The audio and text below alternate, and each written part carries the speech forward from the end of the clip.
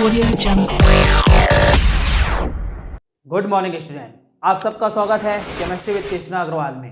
और आज के क्लास में हम पढ़ने वाले हैं कक्षा 12वीं रसायन सब्जेक्ट में आने वाले जो बहुत ही महत्वपूर्ण नेमिंग रिएक्शन हैं उनके बारे में अध्ययन करने वाले हैं। तो ये जो नेमिंग रिएक्शन है आपके बोर्ड एग्जाम के लिए, आपके फाइनल एग्जाम को ध्यान में रखते हुए बनाया गया है, जो कि बेसिकली बहुत ही ये समझ सकते हैं आपकी बार बार रिपीट क्वेश्चन करता है। ये जो नेमिंग रिएक्शन है आपका एल्कोहल, फिनॉल और ईथर वाले चैप्टर से हैं, जिसकी तैयारी आपके लिए बहुत ही फायदेमंद होगी। आइए स्टार्ट करते हैं। आज के क्लास में हम क्या क्या पढ़ने वाले हैं। तो आज का क्लास बेसिकली बहुत ही इंपॉर्टेंट है। नेमिंग रिएक्शन एल्कोहल, फिनॉल और ईथर वाले चैप्टर से हम जो ले रहे हैं, जिसमें सबसे पहला नेमिंग रिएक्शन है कोल्बे अभिक्रिया, दूसरा है रीमर टीमैन अभिक्रिया, इसी प्रकार तीसरा हम पढ़ेंगे संघनन अभिक्रिया, चौथा जो कि बहुत ही इंपॉर्टेंट है, बार बार पूछा जाता है, विक्टर मेयर अभिक्रिया, पांचवा है ईथर बनाने की बहुत ही मोस्ट इंपॉर्टेंट नेमिंग रिएक्शन जो कि एग्जाम में पूछा जाता है, विलियमसन का सतत ईथरीकरण प्रक्रिया क्या होता है।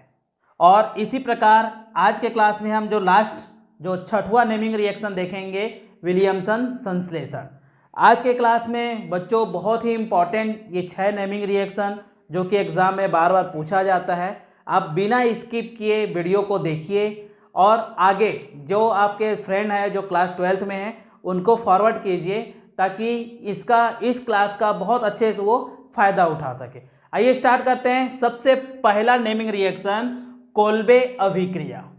तो कोल्बे अभिक्रिया का सबसे इम्पॉर्टेंट जो पॉइंट होता है, इस अभिक्रिया का जो मेन प्रोडक्ट होता है वो है सैलिसिलिक एसिड। तो इसकी सबसे पहले हम देखेंगे परिभाषा। तो इस अभिक्रिया में आप इसका डेफिनेशन देखेंगे। तो डेफिनेशन में थोड़ा सा इसका जब नेम रिएक्शन आता है तो सबसे पहले याद रखिएगा डेफिनेशन या परिभाषा जिसमें लिखा जाएगा। परिभाषा क्या बोलता है इस अभिक्रिया का? सोडियम फिनॉक्साइड को कार्बन डाइऑक्साइड प्रभावित करते हुए इसको गर्म किया जाता है तो सैलिसिलिक एसिड का निर्माण होता है। तो आइए इस अभिक्रिया को हम केमिकल रिएक्शन के माध्यम से समझते हैं। ये आपका हो गया केमिकल रिएक्शन। देखो सबसे पहला चीज, आप केमिकल रिएक्शन आपके सामने में है तो उसकी परिभाषा आप इजी वे में बना सकते हो। तो सबसे इंपॉर्टेंट चीज होता है कोल्बे अभिक्रिया में टेम्परेचर। याद रखेंगे 2 प्रकार का इसमें हम लोग यूज करते हैं टेम्परेचर। एक फर्स्ट टेम्परेचर यूज करेंगे 125 डिग्री सेंटीग्रेड और दूसरा हम इसी में यूज करेंगे 300 डिग्री सेंटीग्रेड। ठीक है, तो दोनों अभिक्रिया में देखते हैं। तो सबसे पहले हम यूज कर सकते हैं 125 डिग्री सेंटीग्रेड में होता क्या है। तो इसका जो फर्स्ट रिएक्टेंट होता है वो है सोडियम फिनॉक्साइड। ये हमारा क्या हो गया? सोडियम फिनॉक्साइड किसके साथ गर्म कर रहे हैं हम? Carbon dioxide. किसकी उपस्थिति में? या सीधा सीधा बोल सकते हो 125 डिग्री टेम्परेचर यूज करके जब हम इसको गर्म करते हैं तो एक इंटरमीडिएट साल्ट फॉर्म होता है। कैसे होता है? ये सबसे पहले हमारा सैलिसिलिक एसिड का जो इंटरमीडिएट होता है वो OHNCOONA, मतलब ये बोल सकते हो ये हो गया हमारा सोडियम का साल्ट फॉर्म होता है। ठीक है, जब इसी को आगे बढ़ाते हैं, इस प्रोसेस को प्रोटोनेशन कराते हैं, हम यहाँ पे बोल सकते हैं प्रोटोनेशन। ठीक है जी, तो प्रोटोनेशन जब कराते हैं तो अपने को फॉर्म होता है ये OHNCOOH, सैलिसिलिक एसिड का निर्माण होता है। तो याद रखेंगे 2 प्रकार का। ये कौन सा पोजीशन हो गया? आर्थो पोजीशन हो गया। इसी प्रकार इसमें हम देख सकते हैं इसका पैरा पोजीशन, ये OH और ये COOH। ठीक है, तो ये आपका दिखाई दे रहा है। याद रखेंगे आर्थो पोजीशन जो होता है वो होता है हमारा मेजर प्रोडक्ट। ठीक है, और ये होता है हमारा माइनर प्रोडक्ट। ठीक है जी, तो एग्जाम में जब पूछा जाएगा कोल्बे अभिक्रिया तो आप समीकरण लिख के इसको समझा सकते हैं। ठीक है, जब सोडियम फिनॉक्साइड को कार्बन डाइऑक्साइड 125 डिग्री टेम्परेचर पे गर्म करते हैं तो अपने को एक इंटरमीडिएट फॉर्म होता है जिसका प्रोटोनेशन कराते हैं तो अपने को सैलिसिलिक एसिड का निर्माण होता है। ठीक है, तो इस प्रकार आप इस अभिक्रिया को बहुत अच्छे से समझा सकते हैं। अब हम देखते हैं 300 डिग्री टेम्परेचर पे क्या होता है। मान लेते हैं हम लोग यूज कर रहे हैं 300 डिग्री टेम्परेचर। ठीक है, तो सेम कंडीशन है, फिर से अपन क्या ले लिए, सोडियम फिनॉक्साइड ले लेते हैं। ये हमारा क्या हो गया, सोडियम फिनॉक्साइड, फिर से कार्बन डाइऑक्साइड। टेम्परेचर बस आप चेंज करेंगे इसमें, कितना, 300 डिग्री सेल्सियस। ठीक है, इसमें जो फॉर्म होगा फिर से वही चीज, लेकिन जो मेन प्रोडक्ट होता है वो फॉर्म होता है पैरा पोजीशन पे। जैसे कि ये हमारा कौन सा है, साल्ट हो रहा है, लेकिन कौन सा पोजीशन में, पैरा पोजीशन में साल्ट हो रहा है। ठीक है, फिर इसका हम क्या करा रहे हैं, प्रोटोनेशन कराते हैं और फॉर्म करते हैं। बहुत ही इंपॉर्टेंट चीज़ है, देखिए ये OH हो गया और ये COOH, तो ये कौन सा पोजीशन हो गया, पैरा पोजीशन। सैलिसिलिक एसिड बन तो रहा है, लेकिन यहाँ पे जो COOH है वो हमारा कौन सा पोजीशन में है, पैरा। यह बोल सकते हैं पैरा हाइड्रोक्सी बेंजोइक एसिड, इसका नाम हम रख सकते हैं पैरा हाइड्रोक्सी बेंजोइक अम्ल। ठीक है, तो इस प्रकार जो 125 डिग्री टेम्परेचर यूज करेंगे उसमें याद रखेंगे कौन सा प्रोडक्ट बनेगा, आर्थोहाइड्रोक्सी बेंजोइक एसिड। और अगर हम लोग टेम्परेचर बढ़ा देते हैं तो ये जो प्रोडक्ट फॉर्म होता है पैरा, वो हाई टेम्परेचर में होता है, ये होता है para hydroxy benzoic acid, benzoic अम्ल। ठीक है, तो इस प्रकार आपका फाइनल एग्जाम जो है उसके लिए बहुत ही ये फायदेमंद है। चलिए अब हम देखते हैं नेक्स्ट क्वेश्चन या नेक्स्ट नेमिंग रिएक्शन। चलिए अब हम देखते हैं second naming reaction, reamer Tiemann अभिक्रिया। तो रीमर टीमेन अभिक्रिया बहुत ही इंपॉर्टेंट नेमिंग रिएक्शन है, जिसमें क्या किया जाता है, अपने को फिनॉल यूज करके बेंजल्डिहाइड या बेंजोइक एसिड के डेरिवेटिव तैयार किए जाते हैं। तो हमारा केमिकल रिएक्शन बोलता क्या है, केमिकल रिएक्शन बहुत इंपॉर्टेंट है, बिना स्किप किए आप इस क्लास को देखिए। सबसे पहले यूज किया जाता है हमारा फिनॉल यूज कर लिए, जिसकी क्रिया हम कराते हैं किसके साथ, क्लोरोफॉर्म। उपस्थिति किसकी है, सोडियम हाइड्रोक्साइड, जिसके साथ 60 डिग्री टेम्परेचर यूज करते हैं। सेकेंड जो रिएक्शन होगा वो क्या करेंगे, अम्लीय माध्यम में करेंगे, जिसके साथ दो प्रोडक्ट तैयार होता है। पहला प्रोडक्ट होता है हमारा, देखिएगा OH CHO, ठीक है। सेकेंड होता है OH एंड CHO। इंपॉर्टेंट चीजें देखेंगे ना, ये कौन सा पोजीशन है, आर्थो पोजीशन है, और ये कौन सा पोजीशन है जी, पैरा पोजीशन है। तो ध्यान देंगे ना, आर्थो हाइड्रोक्सी बेंजल्डिहाइड, नाम में कहीं इशू होगा तो आप हमारा नामकरण वाले चैप्टर में जा सकते हैं। आर्थो हाइड्रोक्सी बेंजल्डिहाइड, उसके बाद ये जो पोजीशन है पैरा हाइड्रोक्सी बेंजल्डिहाइड, बहुत इंपॉर्टेंट चीज़ है, याद रखेंगे। इसमें से जो आर्थो हाइड्रोक्सी बेंजल्डिहाइड है ये आपका मेजर प्रोडक्ट होता है। कौन सा प्रोडक्ट होता है जी, ये मुख्य उत्पाद होता है और वो माइनर प्रोडक्ट होता है, ठीक है। इसी प्रकार इस रिएक्शन में अगर हम यूज करते हैं, ये फिनॉल हो गया आपका, इसके साथ यूज कर सकते हैं CCl4, सेम मीडियम, मान लेते हैं sodium hydroxide 60 degree temperature, second वही अम्लीय माध्यम। तो याद रखेंगे, देखिए इसमें हाइड्रोजन नहीं है, जिसके कारण वो एल्डिहाइड के बजाय किसमें कन्वर्ट हो जाएगा, एसिड में कन्वर्ट हो जाएगा। जैसे ये हमारा क्या हो गया, OH COOH, सेकेंड जो प्रोडक्ट हो रहा है वो क्या हो रहा है, OH एंड COOH। तो इसका नाम भी वही याद रखिएगा, आर्थो हाइड्रोक्सी ये क्या हो जाएगा, बेंजोइक एसिड। ये क्या हो जाता है, बेंजोइक एसिड। और ये हो जाता है हमारा पैरा हाइड्रोक्सी बेंजोइक एसिड। ठीक है, तो इस प्रकार आप इस अभिक्रिया को बहुत अच्छे से प्रैक्टिस कीजिए। एग्जाम में मैं तो इतना बोल सकता हूँ कि ये एग्जाम में आने लायक नेमिंग रिएक्शन है। चलिए अब आगे बढ़ते हैं नेक्स्ट नेमिंग रिएक्शन की ओर। तीसरा जो नेमिंग रिएक्शन है बहुत ही इंपॉर्टेंट है, या आप बोल सकते हो कि एक प्रकार का अभिक्रिया है, संघनन अभिक्रिया। ठीक है, तो संघनन अभिक्रिया में हम जो बनाने वाले हैं, आप पढ़ चुके हो एल्डोल संघनन क्या होता है, क्रॉस एल्डोल क्या होता है, कैनिजारो क्या होता है। इसी प्रकार हम जो पढ़ने वाले हैं इस चैप्टर में संघनन अभिक्रिया जिससे बेकेलाइट का निर्माण होता है। बेकेलाइट आप पॉलीमर वाले चैप्टर में भी पढ़ेंगे, मोस्ट इंपॉर्टेंट क्वेश्चन है। संरचना पूछता है बेकेलाइट रेजिन की संरचना क्या होती है, उसका उपयोग क्या होता है। आज के क्लास में हम पढ़ने वाले हैं इसका फॉर्मेशन। तो स्टार्ट करते हैं। सबसे पहले संघनन अभिक्रिया।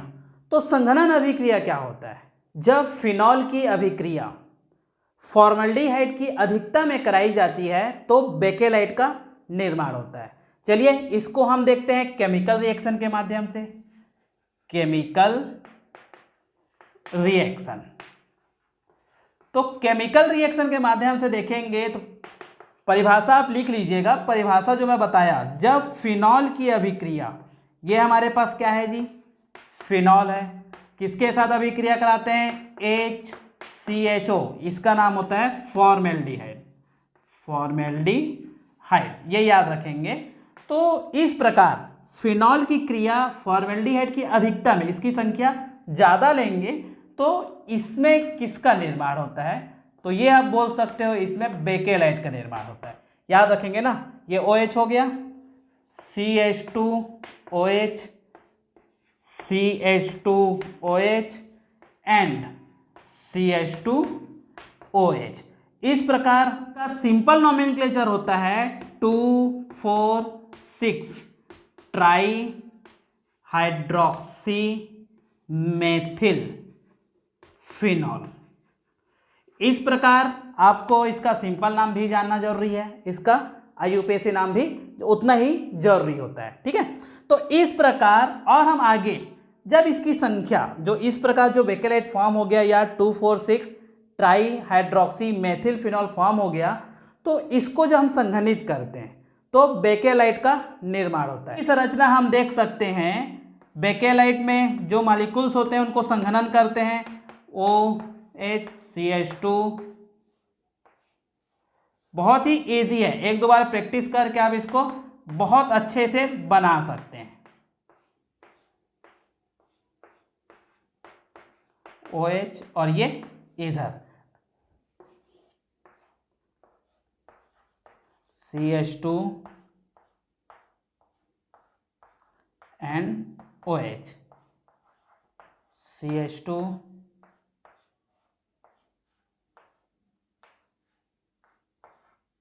ये OH, CH2